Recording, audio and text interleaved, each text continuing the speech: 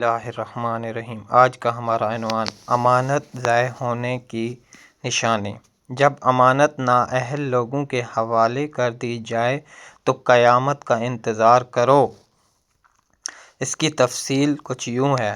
ایک بار آن حضرت صلی اللہ علیہ وآلہ وسلم لوگوں میں بیٹھے ہوئے ان سے باتیں کر رہے تھے، اتنے میں ایک دیہاتی آپ کے پاس آیا اور پوچھنے لگا کہ قیامت کب آئے گی؟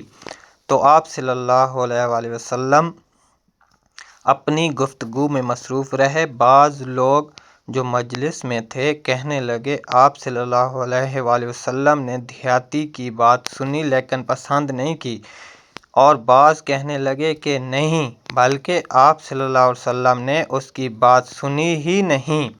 جب آپ اپنی باتیں پوری کر چکے تو میں سمجھتا ہوں کہ آپ صلی اللہ علیہ وآلہ وسلم نے یوں فرمایا، وہ قیامت کے بارے میں پوچھنے والا کہاں گیا؟